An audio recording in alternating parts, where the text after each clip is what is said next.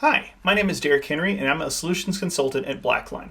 In this quick video overview, we're going to be talking about BlackLine from the perspective of a CFO or CAO or executive oversight kind of a user. Now, when you first hop into BlackLine, as an oversight user, you probably just want to look at the dashboards, right? See where things are at. Find out if there's things that need attention, where are things past due by entity or by category or by person, that kind of stuff. You're not really signing off on anything, so you don't necessarily need to see what's ready for your sign off. You just want to see the big picture. Where are things at? Where might the bottlenecks go? When am I going to get my results, right? Now, BlackLine is a very role-based system, so you might be a CFO, you might have any of these roles really. There might be a couple of things that you sign off on that are important. But for the most part, CFOs care about where are things at, the big picture. Now, the takeaway here is that BlackLine it has segregation of duties enforced. So the people who are getting the work done, you know it's controlled, it's going through the right steps because you can't review your own work. You can have a variety of roles, you just can't review it. It's also very team-based. So you can have a team of people responsible above an individual in case somebody's out. That gives you flexibility, right? And that's what everybody's looking for. Now, the dashboards themselves can be rearranged, reconfigured to your personal preference.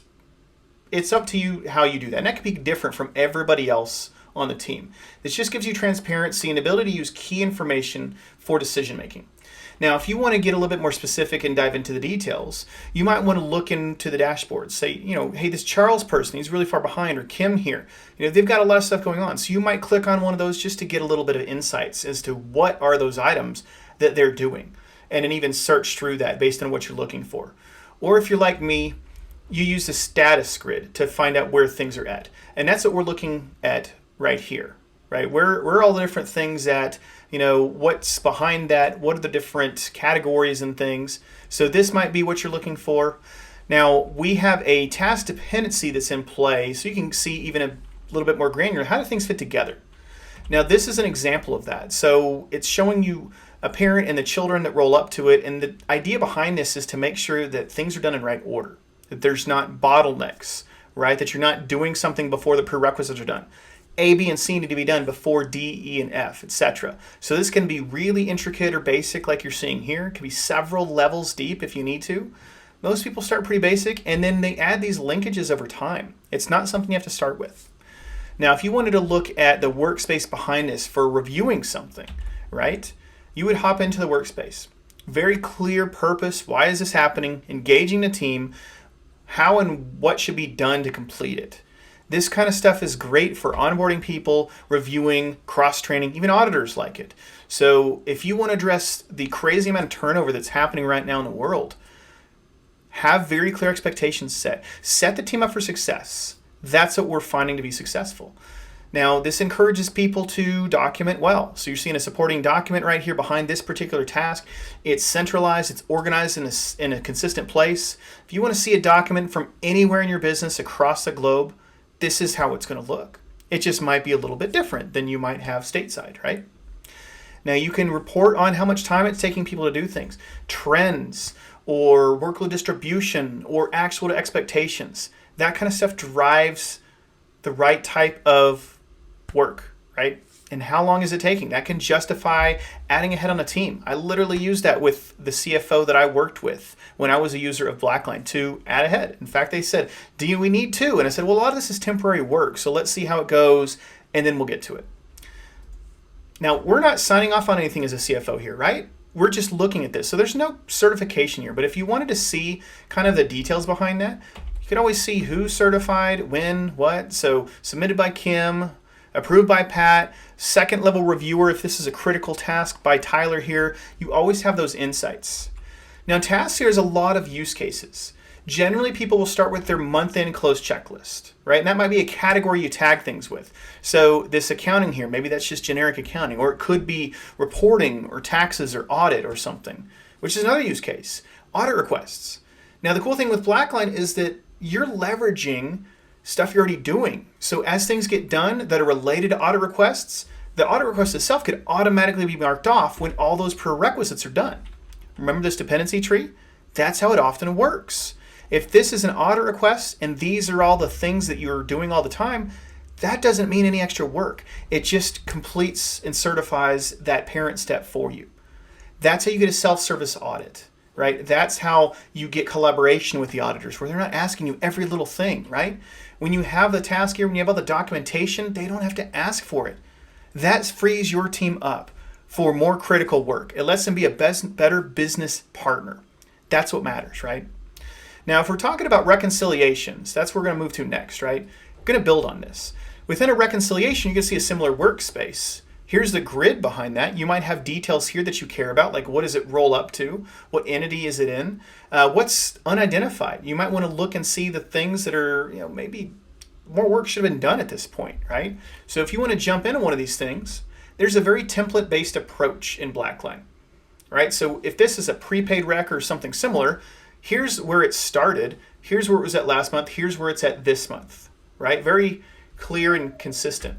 We've got documentation behind all these items. We have commentary if that's necessary. All this stuff is really well organized. And behind each of these is that amortization table. Whereas in Excel, people often make a lot of formula reference errors when they don't even realize it. In here, we make it easy to import these items, to add them one at a time if you need to. A lot of automation gets driven. So when you look at this next month, all these items are going to roll forward automatically, and that drives automation. So this one's done, and it could also be done if nothing new gets added, right? Now, all the different recs that you've got in here, there's a balances link at the bottom. If you want to spot check and see, is this even reasonable? You can click on that and see where that balance has gone over time. And that's a quick reasonableness check. The reviewers might do that, the preparers, or yourself as an executive, just wanting to see where things are going, right? Now, for another type of rec that's got a lot of volume to it, this is where there's a ton of opportunity. What we're seeing here is a bank rec where the balance is coming automatically. We've automatically reflected timing differences based on rules and logic, and all those items that the team has to review manually to match up, that's been done for us. And this just happens every day if you want it to, or more than once a day, or just once a week. Instead of this work happening during month end, it's happening all the time, mostly by the system. So the team is just looking at exceptions, and they're looking at it more timely. You know what that means? It often means things don't have to be written off because they can ask people and actually get an answer. If that stuff doesn't happen other than in the month end, normally after the month is over, a lot of times it's too late to get details, and it's just not worth chasing them down. But when you're able to look at this every single day, report on the things that are exceptions, and follow up on them, a lot of times write-offs are eliminated, and you're getting money that otherwise you wouldn't have chased down, right? Now, what does it all mean? Well, it means that you've got things that are centralized, they're consistent, they're organized, it's efficient. But as a CFO, what you probably mostly care about is the big picture. What do things look like if I ran a report or dashboard? So within reporting, one of the things you might care about is what's the status, right? Where are all the things that, and in reporting in BlackLine, virtually every data point is reportable. So you're seeing a grid at the bottom and you're seeing a chart at the top. This way it's organized either by status or entity or roll-up or person or team or whatever it is you care about. In this case, we're seeing there's a lot of things in Tokyo that are not yet done. A lot of things in Paris not yet done. Or Sydney, right? You've got those insights just by hovering over the bar charts. Or you can get really, really specific with the filter. Or group things. In this case, it's grouped by entity and then by reference, right?